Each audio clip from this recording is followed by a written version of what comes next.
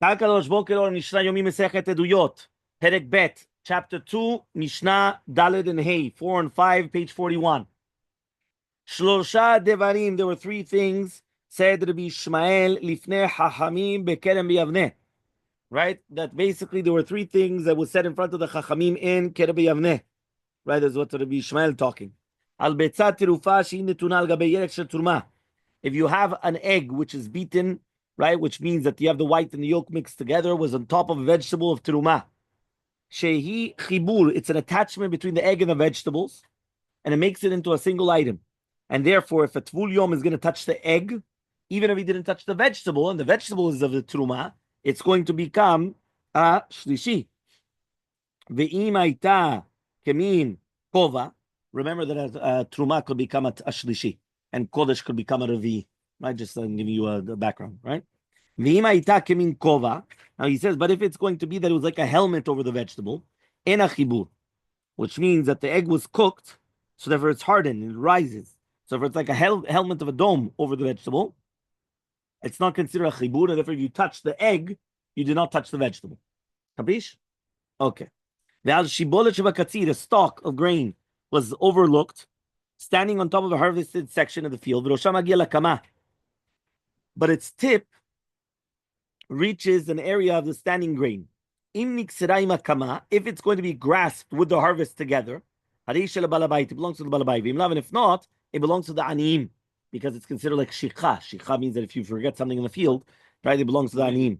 Okay? You have a small garden which are surrounded by an aris. An aris is 5 vines which are planted in the garden. The branches extend over the wall of the garden, right? So he says, if there's enough space in the garden for a grape harvester to stand with his basket on this side, and enough space for another grape harvester to stand on the opposite side, that means they're on opposite sides. Look at the picture. You have it over there? I mean, you have on the two sides. Okay, so the vines on the opposite sides of the gardens are at least 4 amot apart. Tizra. Right? So therefore, part of the garden may be planted with grain. When the vines are positioned so far apart, they're not considered a vineyard. And therefore you could plant, because if not, you have a problem of kilaim. You're not allowed to, exactly, right? In love, and if not, lotizra, you're not allowed to plant. That was going to be Mishnah Daled. Mishnah Hey. Shelosha devarim amru lifnei Rabbi Ishmael. So the three things that they said in front of Rabbi Ishmael, right? Velo amar bayem lo yisul leter. He didn't say not, he didn't say anything, he didn't comment. Upirshan Rabbi Yishua bel Matya, but Rabbi Yishua ben Matya then afterwards came and he clarified it. Hamefis mursa b'Shabbat. If somebody's going to pierce a boil on Shabbat, it's like popping a pimple on Shabbat. If he's making an opening, so he's going to be chayav. Yeah. Why? Because doing so was work on Shabbat, because he made an opening, and that's what he wanted to do. But if you only opened it just to remove the pas, so therefore you're going to be patur, right? He's going to be patur of al-asur. The only reason why is because, right, the hole would close immediately afterwards, and it doesn't matter to him. Meaning he was like, he just needed the pas, he didn't need the opening. So he's not liable because he did not have the intent to, right? His intent was only to remove the pas. And therefore, since he's not doing a melachat, sicha legufa, so therefore it's melachat shezugah, so it's going to be patur of asur. Okay, fine. Now here it could be that it's permitted completely, because even though it's isur de rabbanan, many times bimkom tsar lo gozur rabbanan. Okay, so therefore that's why it's here it's patur mutar. But usually it's patur of asur. Right? Whenever you say patur, usually patur means patur of asur. But here it's going to be mutar. Right here it's going to be mutar because it's a tsar. Okay. Question number 2. Hatzad nachash b'Shabbat. If you're going to trap a snake on Shabbat, if it's going to be that you're trying to make sure that he's not going to bite him, meaning you don't want to trap the snake, you just don't want the snake bites you. So you're going to be patur, right? You're going to be completely patur, right? And again, right, it's going to be patur. So he says, but if it's going to be that it was done for refuah, and you're doing it for refuah purposes, so therefore, which means that you do want the snake, so therefore you're going to be chayav. The last one, the aleph fasina ironit.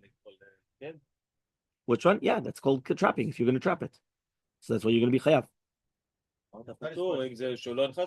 Yes, but if you're doing it for the fuah, meaning that you're doing it in order to catch the. No, if you're doing it again one more time, if you're doing it and you have no purpose in the trapping, you want to get away a hezek. זאת אומרת, אתה רוצה לו, אז זה מותר, זה פטור, אז אפשר לקרוא ללוקד. כן, כן, כן.